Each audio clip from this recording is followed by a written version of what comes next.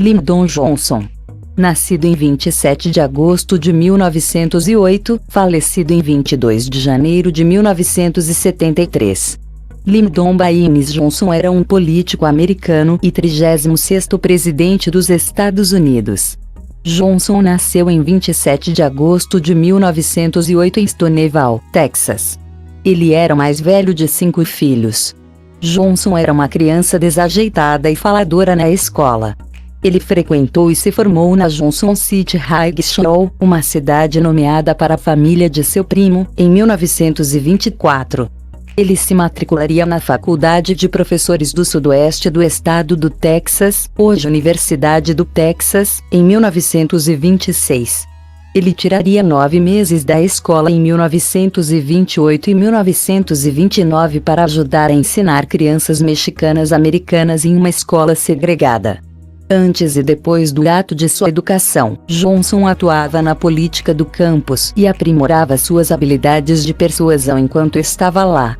Ele se formaria em 1930. Johnson concorreria à Câmara dos Deputados dos Estados Unidos em 1937 durante uma eleição especial. Ele contestaria os resultados da eleição com sucesso e começaria a servir na Câmara dos Deputados em abril daquele ano. Johnson era um aliado próximo do presidente Franklin Delano Roosevelt, FDR. Os dois homens trabalharam juntos em vários projetos envolvendo Texas. Não menos importante foi a Operação Texas. Operação Texas, uma operação secreta que levou judeus europeus ao Texas para fugir da perseguição nazista. Johnson atuaria na Câmara dos Deputados até 1949. Em 1940, Johnson foi nomeado tenente-comandante da Reserva Naval dos Estados Unidos. Ele se apresentaria em serviço 3 dias após o ataque a Pearl Harbor em 1941. FDR aproveitaria sua posição de aliados na Marinha. FDR não confiava nas informações que vinham da cadeia de comando normal no Pacífico Sul, então ele providenciou que Johnson e 2 outros oficiais fossem até lá e trouxessem informações precisas. Em 1948, Johnson concorreria ao Senado dos Estados Unidos. Era a segunda vez que ele concorria, a primeira sem sucesso. Desta vez, ele seria eleito para o Senado. Ele atuaria no Senado até 1960. Johnson aumentaria sua reputação no Senado. Sua reputação se tornou forte o suficiente para que alguns quisessem que ele concorresse à presidência nas eleições de 1956. Nas eleições de 1960, Johnson adiou a busca pela indicação democrata e a retratou como uma estratégia, pensando que uma divisão se formaria no partido de Kennedy. O atraso, em vez disso, lhe custou o tempo da campanha. Pelo menos um historiador afirmou que foi possivelmente por medo de fracassar que Johnson realmente hesitou em entrar. Na Convenção Democrata de 1960, Johnson tentou angariar apoio.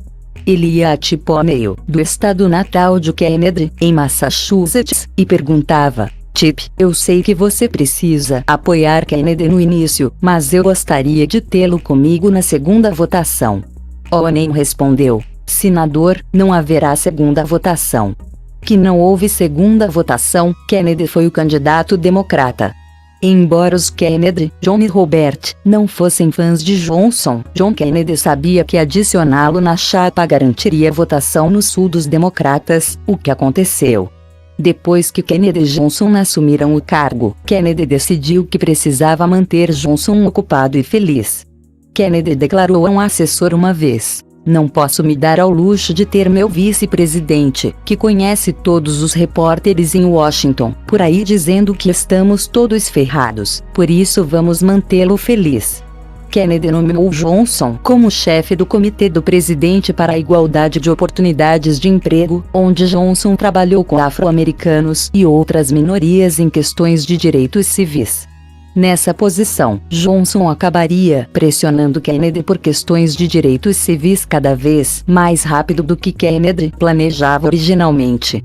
Em 22 de novembro de 1963, John Kennedy foi assassinado no Texas.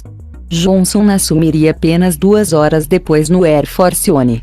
Durante a presidência de Johnson, que durou até 1969, Johnson se concentraria domesticamente nas questões de direitos civis. Em 1965, a lei do ensino superior seria aprovada. Johnson escolheu a Universidade do Texas como local para assinar a lei. Ele voltaria para a escola em Wellhausen, onde lecionou como estudante universitário. Lá ele dizia: "Nunca esquecerei os rostos dos meninos e meninas da pequena escola mexicana Wellhausen, e ainda me lembro da dor de perceber e saber que a faculdade estava fechada para praticamente todas essas crianças, porque elas eram muito pobres. E acho que foi então que decidi que essa nação nunca poderia descansar enquanto a porta do conhecimento permanecesse fechada para qualquer americano." No lado internacional, a Guerra do Vietnã ocupou toda a administração de Johnson. Às vezes, os membros da imprensa sentiam que Johnson estava sendo menos do que honesto com suas avaliações sobre a guerra no Vietnã. Isso seria conhecido como lacuna de credibilidade. Apesar das questões do Vietnã, em questões domésticas, Johnson deixou um legado de grandes reformas e mudanças sociais, algumas políticas e outras sociais. Foram as mudanças na área de direitos civis que o levaram a perder apoio nos Estados do Sul, embora no final de sua presidência. Johnson faleceria de um grande evento coronário em 22 de janeiro de 1973. Johnson era membro da loja Johnson City, número 561 em Johnson City, Texas.